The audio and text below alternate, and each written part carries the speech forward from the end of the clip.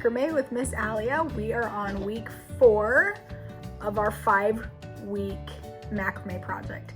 So we did the DNA knot, we did the butterfly square knot, we combined the two without the butterfly part, the square knot and the DNA, and now we're on the berry knot, or the ball knot, or the knob knot. I like it all. These are so fun and cute. They're fun for little babies to teethe on, and they're great for adding 3-dimensional texture to your project. And you can even use these as hangers as well as tassel parts at the bottom that are attachable.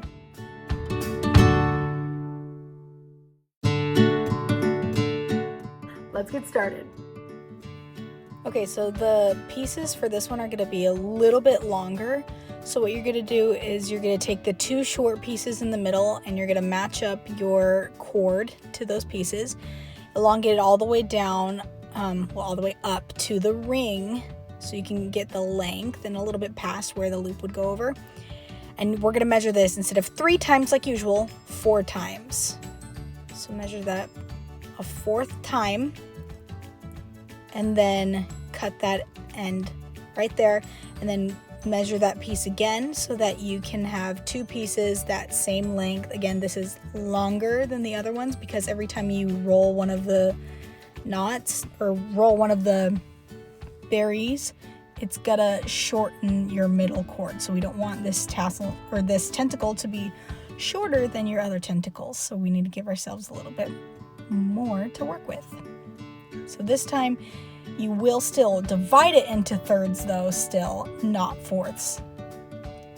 So if you need to remember how to loop it into thirds, go back to the first video from week 1, but after you've cut those 2 long pieces, fold it into thirds like usual.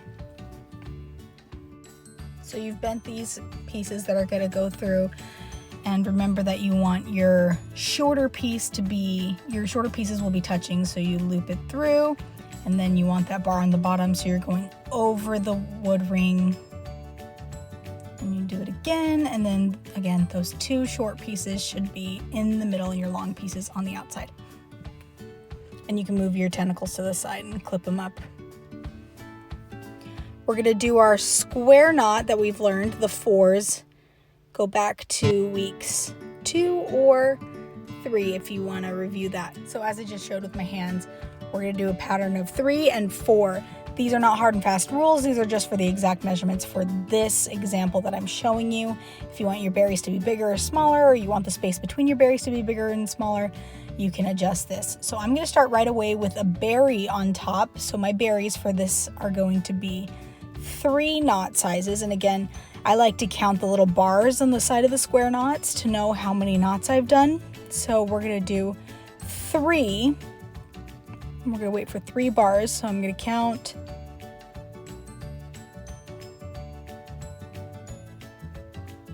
I have 1, 2, 3 on this side and 1, 2, so I gotta do 1 more.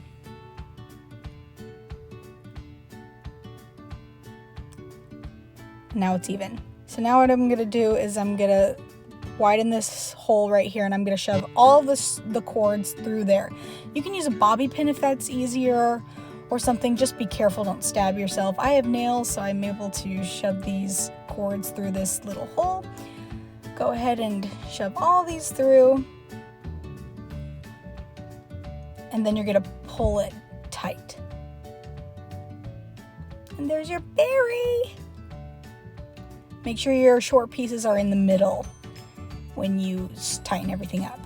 So now you're just gonna pick up where you left off with your square knots, but now you're gonna do 4 bars on each side.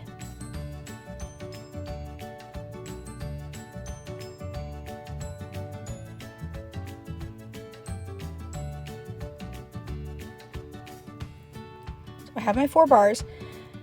Now I'm gonna leave a little teeny space, not as big as our thumb that we did for our butterfly knot. We're going to do a teeny bit smaller than that, enough so that it's not going to be too loose, but enough that we're going to be able to put all of our cord through each side. So now we're going to do our little berry. So we're going to do 3 3 down here. So 1, 2, 3, 1, 2, 3, and we're going to shove 2 and 2 on each side of that little mini butterfly we did. And then pull it tight. So satisfying. And then again, you're gonna pick up and repeat this whole process.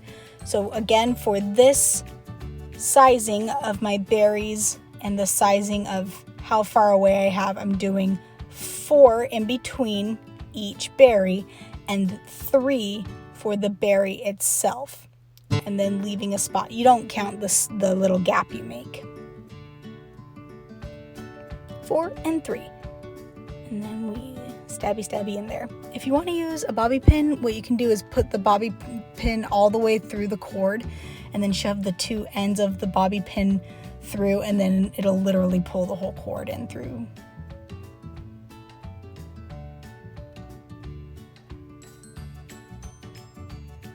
You can periodically pull down your other tentacles and check the length.